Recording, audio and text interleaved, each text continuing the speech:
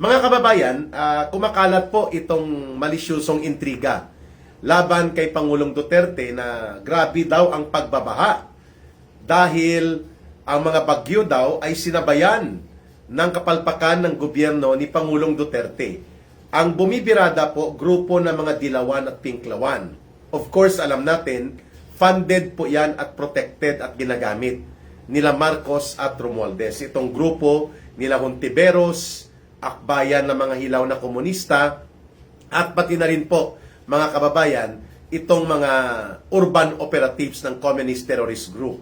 Papaano po nila itinuturo kay Pangulong Duterte na ang mga pagbaha sa Cebu, sa Leyte, sa Kabisayaan ay idinulot daw ng palpak at maling patakaran ni Pangulong Duterte hinggil sa usapin ng pag-lift o ang pagtanggal ng moratorium at yung temporary ban ng mining na malakihan noong panahon ni Noynoy Aquino, ipinatupad ito, at noong 2021 ay nagkaroon ng total lifting or moratorium lifting sa panahon ni Pangulong Duterte.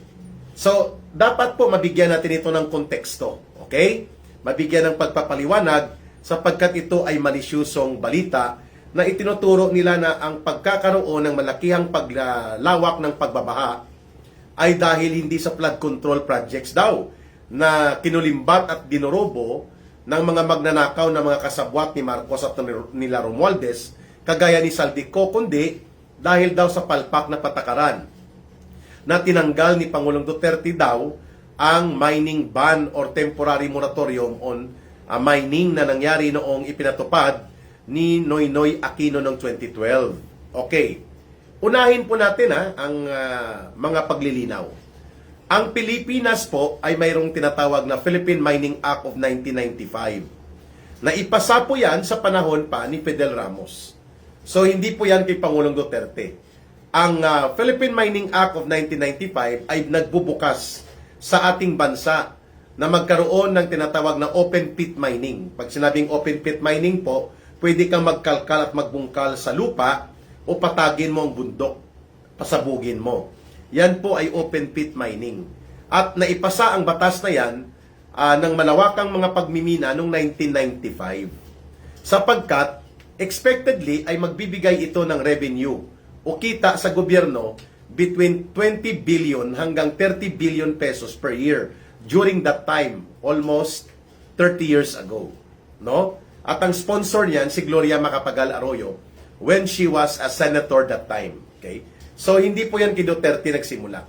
Noong 2012, nagkaroon po ng problema sa mining industry sa Pilipinas sapagkat dinadaya ng mga mining companies ang kanilang revenue share at napakababa ng tax o yung excise tax na dapat ipatong sa kanila, 2% lang.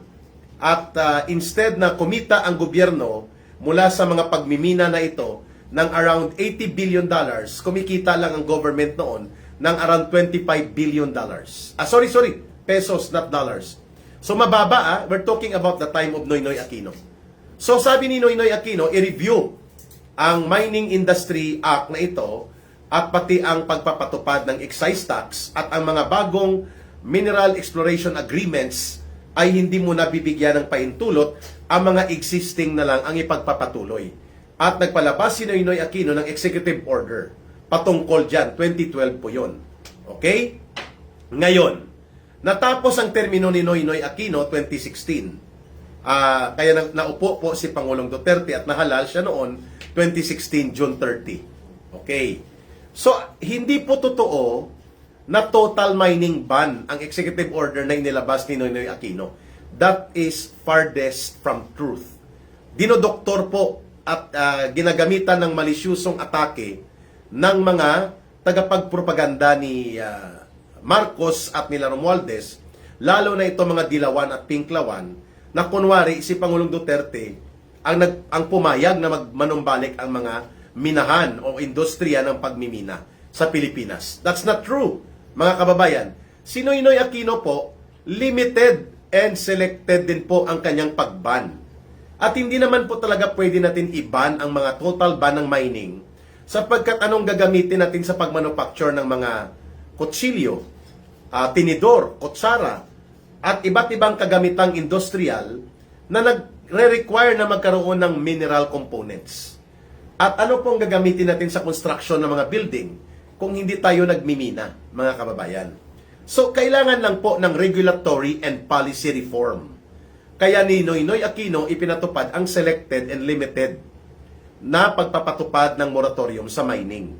Sapagkat sa dalawang issue, mababa ang kanilang revenue share, instead na 25 billion pesos, hindi umaabot sa 25 billion. No? At kadalasan pa, marami pong mga regulatory and policy violations ang pagmimina, lalo na sa usapin ng environmental impact. Kaya pinareview ni Noynoy Aquino. Subalit walang naipasa na batas para mag-increase ng excise tax na 2% na nagkakahalaga ng 23 billion pesos lang. Dapat maging 45 hanggang 50 billion ang kukuning excise tax. So, sa panahon ni Pangulong Duterte po, ipinatupad ang train law. Controversial na batas ito. Dito po, nadoble ang excise tax ng mga mining corporations. At mula sa 2%, naging 4%. At nang sa ganon po, ay magiging 45 billion to 50 billion pesos na ang excise tax. At ang buong contribution nila ay aabot sa 80 billion pesos annually. Mula po sa kinikita, mga trabaho na nalilikha at mga excise taxes na ipinapataw sa mining operations. Subalit, hindi po nilift kaagad ni Pangulong Duterte ang selected and limited na uri ng moratorium sa mining. Umabot po ng 2021 bago na-lift ito. Nakita niyo po ang chronology, mga kababayan. So, noong 2021 po, mahigit isang taon sarado halos ang mga industriya at mga negosyo sa buong mundo dahil sa COVID-19 na pandemic. Thank you sa nagpapakulay. Hindi ko lang po nakikita kaagad. No? Good morning kay Eric watching from Vancouver, British Columbia. Keep it up. Shout out sa mga taga Guimaras Province. Thank you, Neil, from British Columbia, Vancouver. Thank you sa mga nagpapakulay. Nakikita ko, may nagmamarka. I deeply appreciate po. Dahil po sa kakulangan ng income ng gobyerno at napakakitid ng ekonomiya noon dahil sa pagsarado ng maraming negosyo, minabuti ni Pangulong Duterte na buksan muli ang mining industry with stricter and more intervening regulatory and policy regulation na hindi basta-basta mag-abuso ang mga mining corporation. And because of that, more than 200,000 jobs muli ang naidagdag mula sa mining industry para sa mga kababayang Pilipino. At pangalawa, nagdoble ang tax na nanggagaling doon mula sa around 30 billion pesos lang, naging 67 billion pesos. At ang kabuang interbensyon na iyon na ginawa ni Pangulong Duterte, umabot po sa 180 billion pesos ang mga income na nakukuha ng gobyerno mula sa mining industry. Pero hindi totoo po na pinayagan ni Pangulong Duterte ang pag-aabuso sa mining industry. Yan po ay malisyuso at distorted baluktot na propaganda upang idiin at ilihis ang usapin na ito papunta sa mga Duterte ang pagsisisi. Nakita nyo na ang playbook nila, mga kababayan.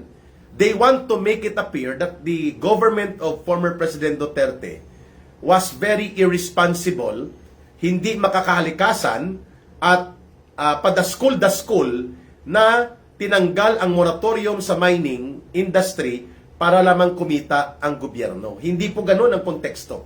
Kailangan ng gobyerno mag-survive dahil hindi natin pwede iasa sa pangungutang lahat. And kailangan ang isang source dyan ang mining industry sa Pilipinas. At dahil dyan, ipinatupad ni Pangulong Duterte ang regulatory and policy intervention, including po ang pagsingil ng tamang buwis at ang transparency in the operations of mining corporations. Wala akong nakikitang mali para doon. Sapagkat otherwise po, pag nag-total mining ban tayo, mag-i-import tayo ng mga mineral resources at mas malaki ang gastos noon sa ating production and industrial needs. Kung ikukumpara na mayroon tayong buhay na industriya ng pagmimina basta may malakas at makatuwiran at matuwid at matino na regulatory and policy intervention ang gobyerno. Klaro tayo ha. Lahat na lang sabi ni Baby MFAM isisisi nila para siraan ng mga Duterte. I agree, no? Kaya itong line of attack ngayon, pati itong Dolomite Beach, no, na iniimbestiga nitong ex-komunista na si Terry Ridon, na sinipa ito ni Pangulong Duterte dahil lakwatsero at walang kwenta, no, walang pakinabang, walang silbi para sa gobyerno ng taong bayan nung panahon na siya ay nasa Presidential Commission for the Urban Poor. Layas ng layas ito at lakwatsa ng lakwatsa. Itong si Terry Ridon, at ngayon ay sa Rubicol, no, ang kanyang party list ay parang bata-bata ito ni Saldico, ex-komunista dahil sinipa na rin ito yata sa Communist Party of the Philippines, no. Dati itong Kabataan Party congressman at member ng Communist Party of the Philippines at tagapagsuporta ng teroristang grupong New People's Army at NDF, itong si Terry Ridon. Ang Dolomite Beach na inaatake niya na project ni Pangulong Duterte at ito ay may kautusan sa Korte Suprema na may writ of kalikasan na dapat linisin ang basura at polusyon sa Manila Bay na tinupad ni Pangulong Duterte. Hinahanapan ng butas, hinahanapan po ng malisyoso na atake nito ni Terry Ridon, Mediatrix Oribio and Grace Inday Bailon, watching from British Columbia, Canada. Thank you po Jaya, nakita ko live mo, kaya dito muna ha. Hello sa taga Iloilo, halong ang tanan. Thank you, Gia. GCS, it is very unfair and very malicious dito sa mga alipuris ni Bongbong Marcos na magdrama-dramahan na ibubunton ang sisi kay Pangulong Duterte.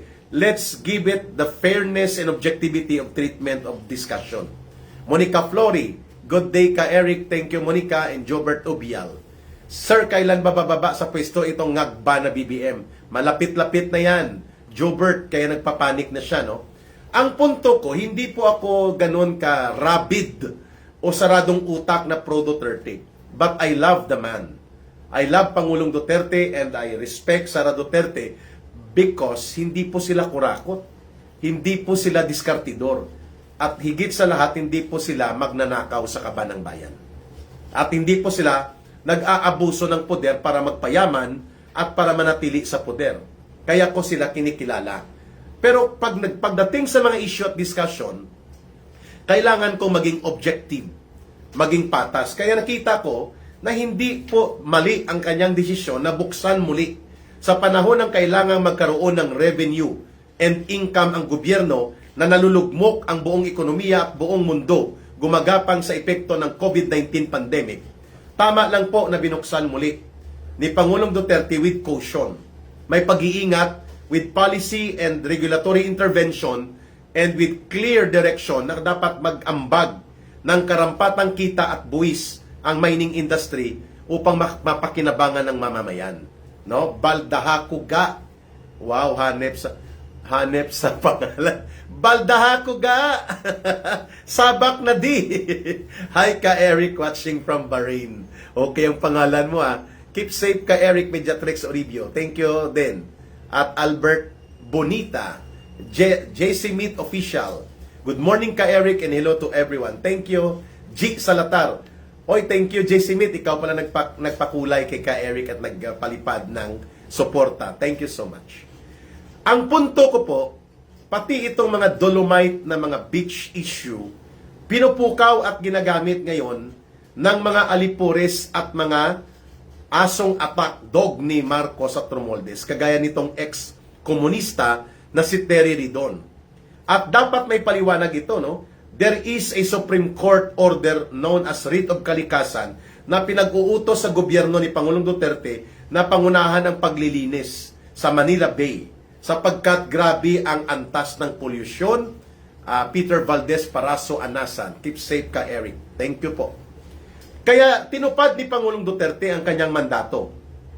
Pinaganda, pinalinis at lalo pang in-enhance ang kalagayan para maging kaaya-aya at magiging hindi na po polluted ang Manila Bay. At ngayon, hinahanapan ito ng butas. Hinahanapan ito ng atake ng mga alipores ni Martin Romualdez at ni Marcos upang gamitin sa propaganda attack at ituturo ng pagbabaha sa Metro Manila ay dahil sa Dolomite Beach Project. Hello? Ang totoong pagbabaha ay dahil ang mga flood control projects kinurakot at walang floodway projects na magbibigay po ng malaking pag-agos at daloy ng tubig kapag naiipon ito sa paligid ng Metro Manila. At ito po ang hindi natapos ni Pangulong Duterte. But it was not about him.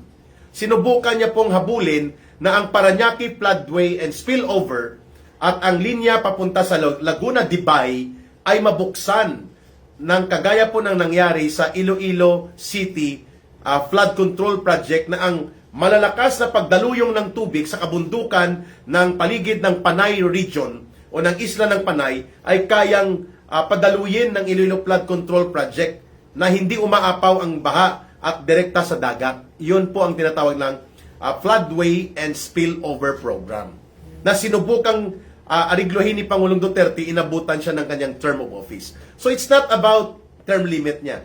It's not about the Dolomite Beach. That is unscientific, that is malicious, at yan po ay baluktot na pananaw ni Tere Ridon na gusto nilang ipakalap na ang mga proyekto na nangyayari noon sa panahon ni Pangulong Duterte palpak. Eh sino lang ba ang nakagawa na linisin at ayusin ang Boracay? Na totoo naman po ang malalaking mga hotel corporation and resort operators sa Boracay ay walang takot na nagdi-discharge ng kanilang mga waste materials pababa sa drainage na lupa ang pinupuntahan at walang malinaw na waste management program kung kaya nagkaroon po ng mataas na coliform presence ang Boracay. Only Rodrigo Duterte was able to have a direct political will para i-execute na linisin ang Boracay. At yan nga po pinapakinabangan ngayon dahil ang mga malalaking korporasyon sa resorts and hotel owners operators sa Boracay ay natutong maging responsable sa kanilang economic, environmental and economic responsibility na tulungan na hindi mapulyot at masira ang kayamanan at likas na kagandahan at kalagayan ng katubigan at ng isla ng Boracay because of Rodrigo Duterte. Eh ngayon ituturo ni Terry, ex-komunistang tarantado na si Ridon, na si Pangulong Duterte daw ang may gawa kung bakit sa Dolomite Beach na yan nangyari ang pagbabaha sa Metro Manila. No! There is no finding about that na mag-prove sapagkat ang problema po ay yung pagka-addict niya. Baka si Duterte din ang may kasalanan ka, Eric. Pagka-addict ni Bongbong. Low carb gal. Siguro si low carb gal ay nagda-diet ito, no? I like that tagline, low carb gal. Ayun. Pero grabe yung kay Baldaha Kuga. Junjun Biralio is watching. Ang dami nyo na. Lucky Charm. Magkaisa na lahat ng mga Pilipino sa darating na November 16, 17, and 18. Tama, dapat. Gayon ang gawin natin. Cordia Paz. Hello from Canada, ka Eric and Cesar Soberano. 8 months na si tatay sa The Hague detention, siya pa rin ang sinisisi. Ganun po ka-insecure ang gobyernong ito ni Marcos. Tama ka po, JC Met Official. So dalawang isyong nilinaw natin ha. Una, hindi po mali ang desisyon ni Pangulong Duterte na ayusin ang mining industry. Hindi niya po pinagkakitaan ang mining industry na ito. In fact, ang kumikita na malaki na illegal ang pamamaraan na nangungutong extortion ay CPP, NPA, NDF. Kung inyo pa pong maalala, noong 2011, sinunog ng mahigit kumulang 400 na NPA ang pinakamalaking nickel mining corporation and nickel mining area sa Surigao na ino-operate ng Taganito, ng Sumitomo at Nickel Asia. Umabot po sa mga 300 heavy equipment ang sabay-sabay na sinunog at sinira ng CPP, NPA, NDF at 3 landing port ang pinasabog, 2 loading ship ang pinasabog. The damage umabot po ng 5 billion pesos. Ipinasarado po ng almost 4 na buwan at nawala ng trabaho ang mahigit 5,000 mga manggagawa sa minahan ng nickel sa Surigao dahil sa katarantaduhan ng CPP, NPA, NDF dahil hindi nagbabayad ng buwis sa kanila, no? Hindi nagbabayad ng tinatawag na red taxation o revolutionary taxation, kaya buwis ang tawag nila, pero kutong yun, kutong. Kasi isa lang naman ang gobyerno sa Pilipinas, doon ka dapat magbayad ng buwis. So nagkaroon po ng ganong insidente, si Noynoy Aquino pang presidente. Sinunog ng mahigit kumulang 400 na NPA ang 300 heavy equipment sa Surigao na pagmamayari at ino-operate ng Nickel Asia, Sumitomo at Taganito Mining. At pinasabog ang 3 landing port at 2 loading ship na pinagkakargahan ng high-grade nickel na ine-export ng Pilipinas direkta sa China. See? So sino ang may malaking katarantaduhan at kagaguhan sa pagsasagawa ng pananabutahe, extortion, di ba? CPP, NPA, NDF at ngayon ay kasama ni Marcos, Oferian Last Remnants. Hello ka Eric from Nevada State. Thank you, Oferian. Merlis Failuga, Pagadian City ka Eric, nakikinig kami ngayon. Thank you sa inyong pagsubaybay sa ating live. Ethel Torres, thank you sa pagpapadala ng suporta from Toronto, Canada. Deeply appreciated, Ethel, ang inyong kabutihang loob. Thank you so much. At Maria Luisa Manayoba, Macau, Duterte Solid. Thank you po. Dr. Mig Juan, DRMJG, Juana, is watching also. Second point, walang kinalaman po ang Dolomite Beach Project sa pagkakaroon ng malakihan at malawakang pagbabaha sa Metro Manila sapagkat ang problema po ay ang spillway at ang floodway na hindi natapos at nakumpleto. Panahon pa ni Cory Aquino yon. Hindi po makumpleto-kompleto. At ganoon din po ang pagpapalawak ng bungad ng Laguna de Bay upang doon po umilog ang Pasig, outlet ng mga tubig at lahat po ay dapat papunta ng Pasig at papunta ng Laguna de Bay, papunta po sa karagatan. Yan po ang hindi nangyari. At sinubukan ni Pangulong Duterte po yan na ihabol sa kanyang termino, inabot siya po ng kanyang term limit. At ganun din po ng 2 malalaking krisis. Ano po yon? Ang krisis ng Marawi War na umabot ng 5 buwan halos, ang Mauti ISIS attack sa Marawi, at itong COVID pandemic na halos 2 taon din po na paralisa ang buong ekonomiya. Pero nonetheless, walang ganitong malubhang pagbabaha. Sa panahon ni Pangulong Duterte, kahit nag-operate na po ang Dolomite Beach, at kahit wala pa ang Dolomite Beach po at puno ng basura ang Manila Bay o ang luok ng Maynila, hindi po yan ang pinakadaluyan ng tubig eh. Ang pinakadaluyan doon sa Parañaque Spillway dapat. Papuntang Laguna de Bay. No? Yun po ang hindi naasikaso. Not just kay Pangulong Duterte. Kaya mali po at baluktot itong pananaw na ituturo kay Pangulong Duterte ang pagsisisi. Ang tawag o ang katawagan po sa taktika na yan, mga kababayan, deflection and diversion. I-divert mo at i-deflect mo. Nandito naman si Eric, sabi ni Hilario, kalbo daw ako at gwapo. Ayos. Makinig ka lang dyan, Hil. At namnamin mo ang aming talakayang bayan. May sumbi. Ang pangalan niya, Hilario. Itinatawag kong pangalan niya, no? Eric Kalbo, gwapo daw. Totoo yun, kalbo. Ang gwapo, questionably. Pero ang red tagger, mali ka. At ikaw ay alam na ng mga nandito na nakikinig ka. At magkano kota mo ngayon para sa iyong pagiging sumbi?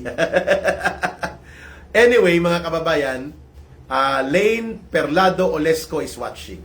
Okay, Lani ba yan o Lane Perlado? Marilo Kobayashi, natawa tuloy si Marilo. Third point, mga kababayan.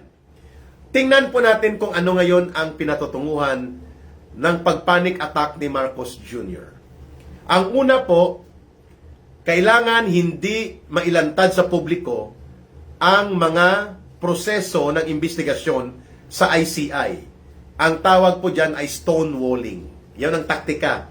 I-stonewall mo at nang sa ganon ay makokontrol mo ang ilalabas na report at balita. Kizuma Ramin. Thank you, Kizuma Ramin. Wrong spelling pa si Hilario, no? Pati pangalan niya, wrong spelling. Anyway, ang ICI ngayon ay nabubulgar na ang layunin nila hahanapan ng butas at maidudugtong sa mga Duterte ang issue ng flood control scandal. Kaya hinahanap nila ang mga kontrata nila Diskaya at ng iba pang contractors sa Davao, samantalang nalulunod sa pagbabaha ang Cebu. Yan ay malinaw na taktika ng stonewalling, diversion, and deflection. Ibig sabihin po, inililihis. Deflection, ipinapaling. Stonewalling, binabakuran. Ayun.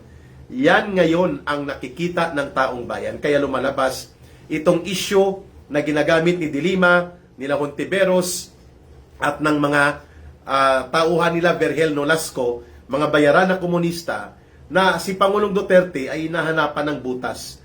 Kagaya ng pag-lift ng moratorium on mining, kunwari, sa kanyang pagsisisi, kagaya ng usapin ng Dolomite Beach, at ngayon ay flood control na naman. Ayan. Pero wag po nating kalimutan na ang taong bayan po ay buo na ang kanyang perception. When the people have already made up their mind na hindi lahat mangyayari po ito kung hindi dahil sa kapabayaan, kainutilan at pagiging kasabwat mismo ni Marcos at sunod-sunuran sa diskarte ng kulukoy niyang pinsang gahaman sa pera at kapangyarihan na si Martin Romualdez, hindi po lahat ito mangyayari, mga kababayan, para ito po ay lahat bumabalik kay Marcos, mga kababayan. At ang layunin niya ay very simple. Iiwas niya ang sarili niya at palalabasin niya na siya ay inosente. Kaya nagkakaroon ng stonewalling. Instead of transparency, binabakuran po ang operations ngayon ng ICI. And because of that, every day, they are losing their face and credibility to the people. Magandang araw, Elm Street and Cynthia Oy. Sa inyong panunood at pakikinig, thank you. Rainbow 89. Good morning ka, Eric. Doble ingat sa Marcos government. Thank you, Rainbow 89. Lisa Warren and Roslyn Padrique from Sipalay, Negros. Colin Cadman, take care of yourself ka, Eric. Okay, thank you po.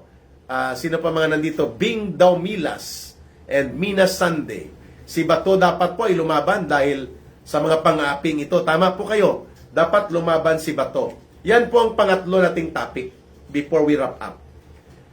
Ang ICC po is like a big-time criminal syndicate na ginagamit po ng makapangyarihang mga bansa sa Europa.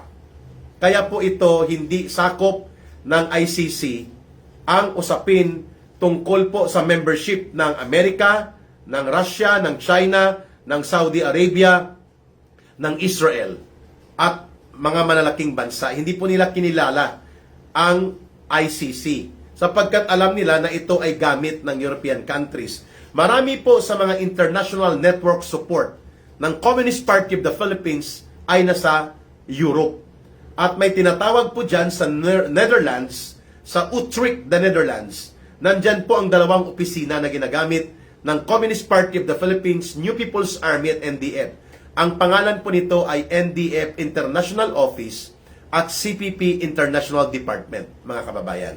Kaya, Diday Luces, thank you, Auntie Diday at kay Ka Leo, mga pamilya ko po sa Iloilo at sa Dumalag sa Barangay Duran. Area po dati yan ng mga NPA pero wala na ngayon. Thank you, Diday Luces.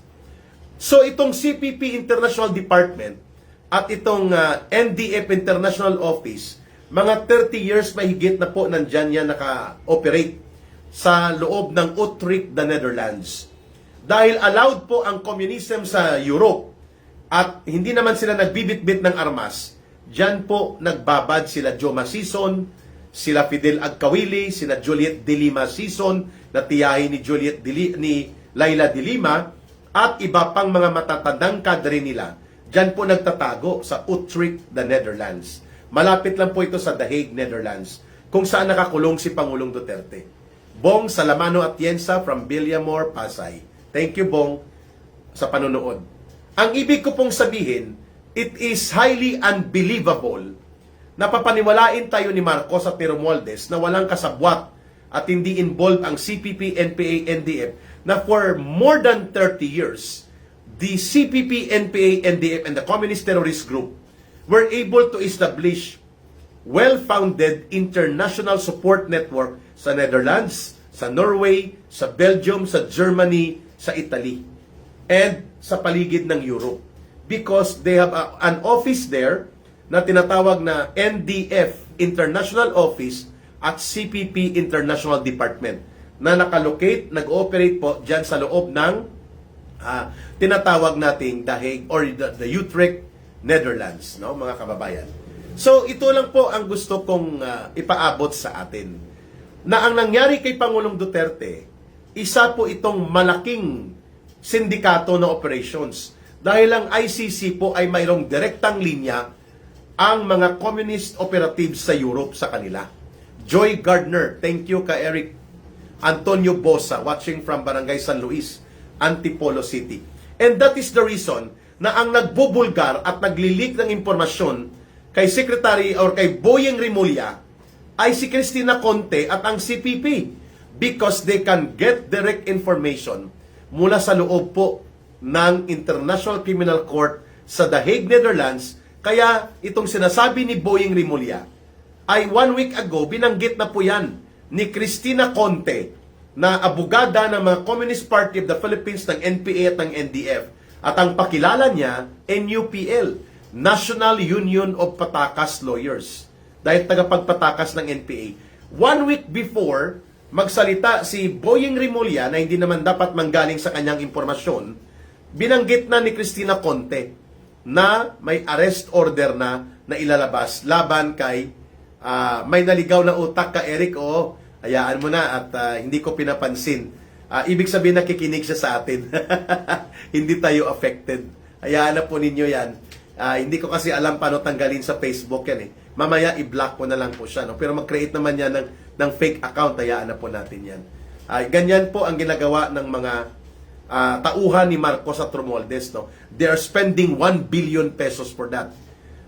Nabulgar ni Senator Marcoleta, by the way, before ko makalimutan, na mayroon pong binuo na mga accounts, no, mayroong Bantay Pilipinas, mayroong Patrol Kabayan o Patrol Pilipino, mga iba't ibang pangalan, nang tiningnan po ng mga technical support team ni Senator Marcoleta ang nagpa-register po ng mga accounts ng mga Indiano, Turkish, Vietnamese, Korean. Ibig sabihin po fake accounts, no, kagaya nitong walang utak at bupols na si Helaurio, na pasok dito sa ating discussion at kung ano-anong pinaggagawa dito sa Facebook Live natin. No? Hayaan na po natin yan, bayaran yan ng mga adictos. No? Either ito ay runner ng droga o runner ito ng mga magnanakaw, kagaya ni Saldico. No? Kung ano-anong ginagawa niya. No? Tingnan ko nga kung pwede na ito matanggal ang Klokoy na to. Wala kasi tayong admin. Pwede pala. Ayan, wala na siya. Okay? Hindi na siya makapag-comment, mag-create na siya ulit ng account na peke. Anyway, 1 billion pesos ang estimated budget na nanggagaling po sa confidential fund ni Marcos, pinupunduhan ang mga troll farms at mga zombie keyboard warriors niya. The Office of the President every year, mayroon po itong tinatawag na confidential fund and contingency and exigency fund na halos umaabot ng 5 billion pesos.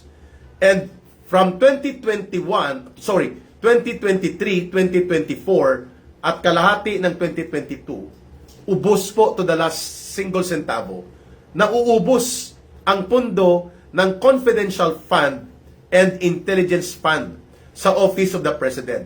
At ang leakage of the information, mga kababayan, ginagamit ang 1 billion every year para punduhan ang mga vloggers nilang binabayaran, ang mga trolls, at ang mga magsabotahe gamit po ang internet, gamit ang Facebook at YouTube na mga pag-atake. Mantakin ninyo 1 billion. At yan po ay hindi kailangang i-audit sapagkat yan ay covered ng confidentiality of programs and projects. 1 billion pesos para sa troll operations lamang ni Marcos. No? Ganon po kalala ang pagka-insecure nito. Kung kaya po, lumabas ngayon itong balita ni Mon Tulfo, na kapatid nila Erwin Tulfo at Rapi Tulfo, na siya ay mayroon dang natanggap na impormasyon. itinuturo niya ang mga Duterte ang nagpupundo kasama ni Chavit Singson sa destabilization. Sinagot siya ni Pulong Duterte. Wala nang naniniwala sa kayo kasi nga napablock eye ka nga ni Claudine Barreto, no? Binugbog ni Claudine Barreto at ni Raymar Santiago itong si itong si Montolpo dahil pakialamero, no? Nagka-black eye. Sabi ni Congressman Pulong Duterte, kasi sabi ni Montolpo, hindi ko sasabihin ang source of information ko. Kahit pilitpitin pa ang bayag ko, sagot ni Congressman Pulong Duterte. Wala ka namang itlog, wala kang bayag. Hindi ka nga kayang magtanggol ng sarili mo nang binugbog ka ni Claudine Barreto sa airport. Yan, mga kagaya ni Montolpo, mga troll po yan, mga kababayan. Binabayaran po yan, ginagastusan yan ng gobyerno, coming from the blood, sweat, and tears of the people's money. Kaya naintindihan ko ang pagkagalit ni Dennis Trillo, ang pagkagalit ni Dingdong Dantes, ni Gina Alahar, at ng mga celebrities sa showbiz. Because they are paying taxes. And yet, napupunta lang sa pagnanakaw nila Saldico at Martin Romualdez at nila Marcos na itinuturo ng mga pangyayari ngayon na involved sila sa ganitong kalakaran ng pandarambong sa kabanang bayan at napupunta lang sa pagbabayad ng 1 billion pesos na budget using the confidential fund of the Office of the President para punduhan po ang mga kulukoy na mga walang utak at walang puso, subalit kayang gumawa ng kalukuhan at katarantaduhan sa social media para magkaroon ng disinformation, ng attack of information, at ng mga paninirang puri kay Vice President Sara Duterte at pati po kay former President Rodrigo Duterte. At ngayon, ang recruited troll nila si Ramon Tulfo, panganay na kapatid nila Erwin Tulfo at Rapi Tulfo. At walang maniniwala sa kanya na ang mga Duterte ang pumupundo. Sa destabilization na ito, kasama daw si Chavit Singson.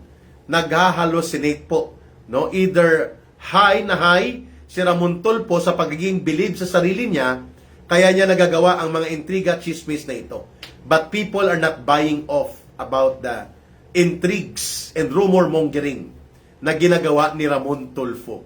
Mantakin po ninyo, kaya ko hindi pinapatulan ang mga paglalantad ni Anjo Iliana doon sa kabit-kabit na issue kay Tito Soto. Kasi yan ay personal. Pero may epekto yan dahil may public office siyang hinahawakan.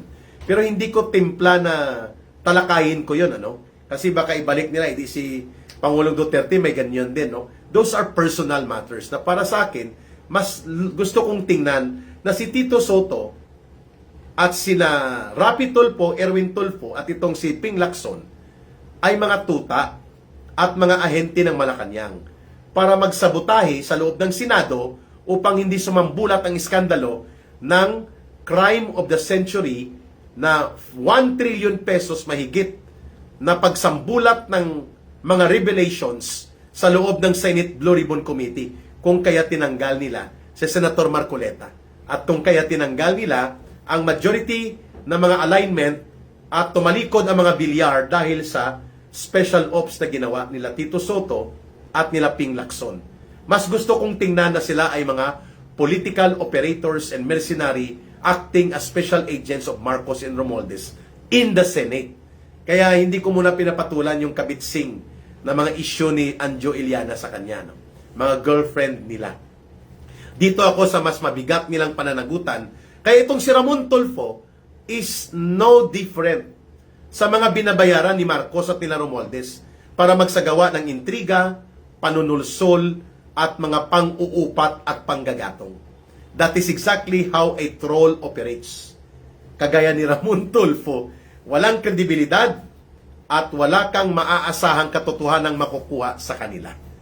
In times of desperate situation, where the people are now calling on Marcos to step down and resign, at hindi na mapipigilan ang pagsambulat ng katotohanan na ang punong kriminal na salarin sa pagkakaroon ng mahigit 1 trillion pesos na iskandalo ng pangungulimbat sa kabanang bayan gamit ang flood control projects, walang iba kundi si Ginoong Marcos at si Romualdez, ang pinunong arkitekto nito.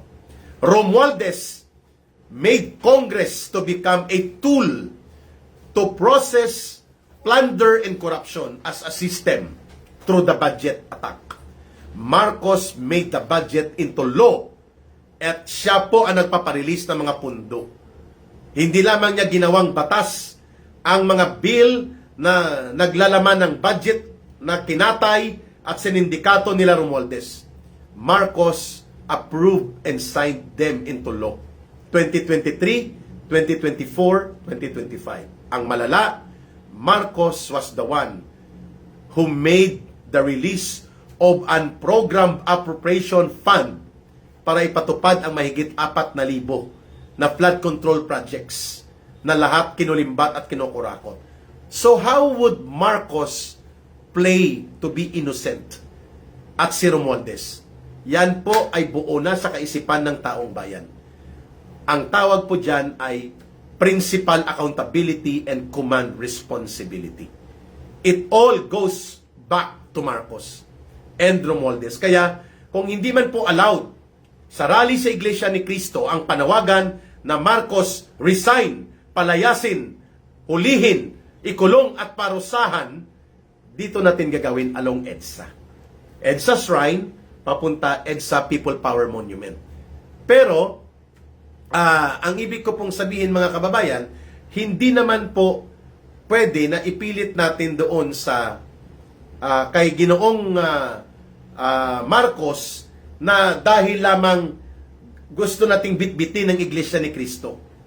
Ang panawagan na hindi po naaayon sa kanilang mga doktrinang pangreliyon. Mahirap po yun, magbabanggaan tayo. Hindi naman po pinipigilan ng Iglesia ni Cristo at ng Catholic Bishops Conference of the Philippines na magkaroon po ng tinatawag na Albert Ingito from New York, no? Na magkaroon po ng tinatawag na, wait lang ha, iayusin ko lang ito. Okay? At malinaw na mahalagang bahagi po ang pagkilos ng Iglesia ni Cristo because they are coming out in the open. They are expressing themselves into the streets rather than staying silent inside the church. That is already a step forward. Pero hindi rin nila pinipigilan, kagaya ng Catholic Bishops Conference of the Philippines, na manawagan ang mamamayang Pilipino along EDSA and other parts of the country na kumilos sa panawagang Marcos resign now. Rosana Pai Puentes, Wawi Jones, watching from New Zealand. Thank you, Wawi Jones. Cheers! Kasama si Biggie, Rosana Jones, at si Hannah and Chiche Jones. Mga pamilya nilang ging sa New Zealand po. So abangan natin sapagkat sa November 14 mga kababayan, it's final, magkakaroon po. Hi ka Eric, ingat kayo dyan. This is Lisa Warren from Georgia, USA. Magkakaroon ng Black Friday protest at Noise Barrage, November 14, Wawi Jones at Rosana Pai sa along EDSA and Ortigas, near EDSA Shrine. 5 p.m. to 9 p.m. po, 4 na oras. And then November 16, 17, 18 po, magkakaroon tayo ng parallel na mga pagtitipon along EDSA while ongoing po ang pagtitipon ng Iglesia ni Cristo sa Quirino Grandstand. And on November 18, mahigit 1 milyon na kapatiran ng Iglesia ni Cristo ang magmamarcha po sa lansangan. At kasama po dyan ang iba't ibang lokal nila sa buong Pilipinas. So this is going to be a D-Day para kay Marcos na haharapin niya ang daluyong ng pagkilos ng mga mamamayan sa darating po na November 14, kick-off protest sa EDSA Shrine, then 16, 17, 18, walang uwian, EDSA na, Occupy EDSA ang panawagan. At mayroon pang pagkilos na malaki sa Quirino Grandstand sa Luneta area na aabot sa mahigit 1 milyon ang mamamayan.